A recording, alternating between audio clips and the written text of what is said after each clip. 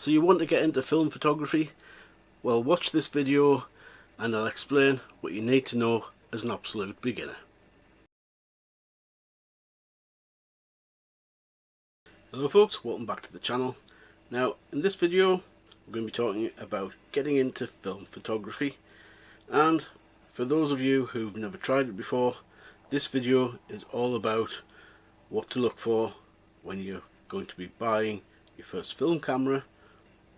Like the majority of photography gear, there is a lot of opinion on what's best. However, in this video we're going to try and get you into film photography as cheaply as possible. So firstly, we'll assume that you don't actually own a film camera at the moment.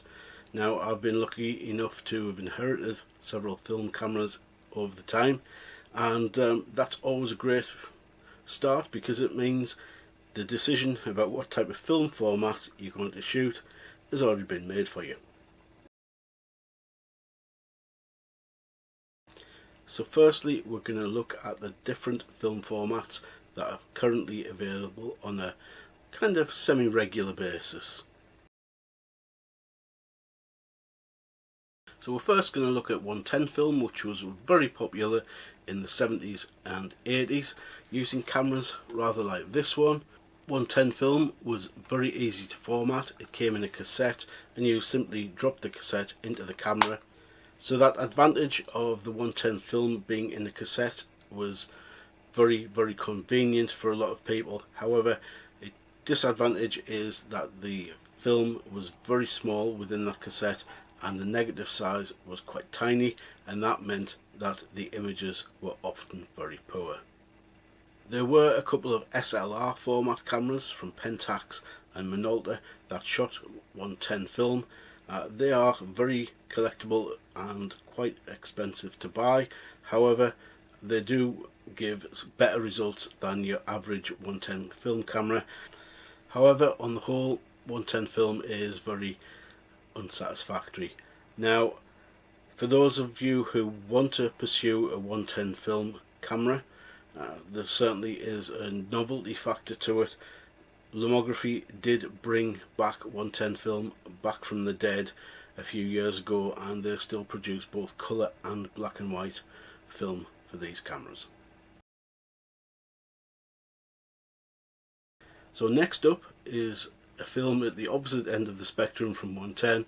It is 120, and that is the original medium format film. The pros for this film are that the negatives are large, so usually the image quality is rather good. Now, the cons are that you only get 12 shots to a roll of film. The film is also a little bit more tricky to load than either 110 or 35mm film. And again, prices though, very reasonable. It's usually £1 or £2 more expensive than your average 35mm film. So, you know, it's readily available. Lots of manufacturers still make this film, so don't rule out a 120 film camera if that's what you're thinking of purchasing. So then, the most obvious choice is to shoot 35mm film. Now, if you're somebody who's a Gen Xer like myself, this is what we shot pretty much day in day out. However, for younger viewers who've only shot digital, here's a quick introduction.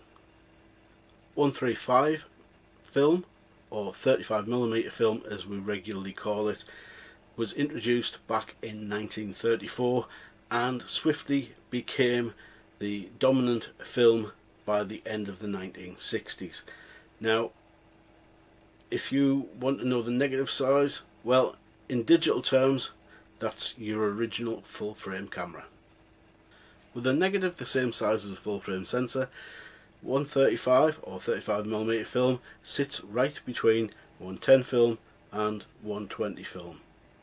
Therefore, I recommend that first time shooters go for 35mm film. It's readily available from online suppliers, as well as occasionally places like Boots the Chemist on the high street, although I have noticed that is getting harder by the day.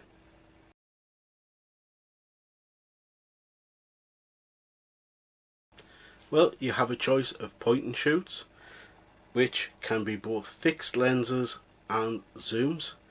You have rangefinders, which were very popular throughout the 1960s and 70s, and then top of the food chain for 35mm cameras are of course SLRs.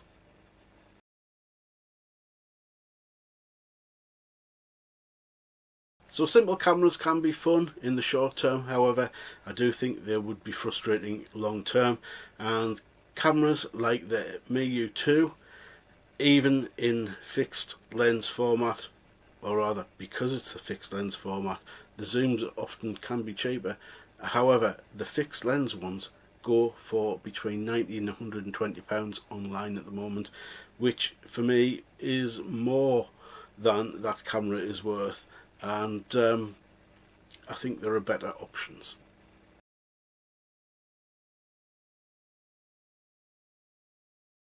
Rangefinders from the 60s and 70s are getting old, and a lot of them rely on selenium photocells to use as a light meter. Now, often if those cameras are left uncovered, that light meter gets exposed to sunlight and can fail, so there always is a greater risk buying something like an Olympus Trip or other models that used these selenium cells.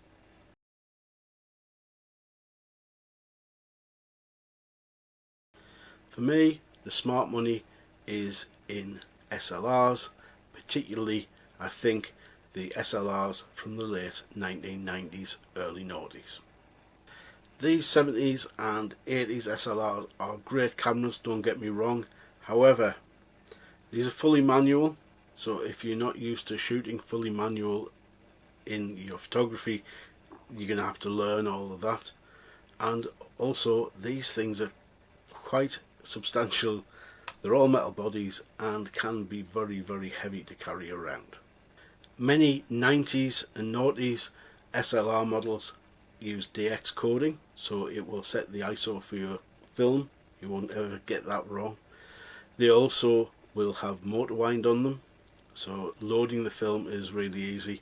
You literally put the film in the camera, pull the leader along to, usually it's marked with a red dot or something like that, close the back of the camera and it will load your film. Usually it will load all of the film into the right hand spool, and you will shoot the film going backwards into the cassette, so even if you open the back of the camera by accident, the photos you've already taken won't be lost. So that's something which is definitely an advantage over the earlier ones.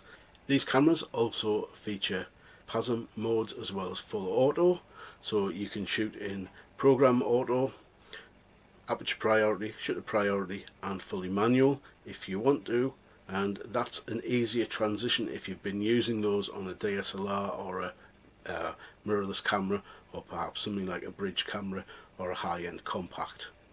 These camera lenses attached to these late 90s cameras have autofocus, so you don't have to worry about that if you're used to autofocus on your digital camera. There will be a switch on the side of the lens to switch it into manual if you want to, but it's nice to have that option, and it makes it a little bit easier if you're trying to shoot wildlife, for example. Don't, however, expect it to be up to the speed of the latest DSLRs. Overall though, I think that these cameras make it an easier transition for a beginner photographer. It's something less to have to worry about when you're moving to film from digital. So again, I think these cameras are an ideal choice, as well as aforementioned. The lighter weight of these cameras means you could always put it in your camera bag alongside your digital kit.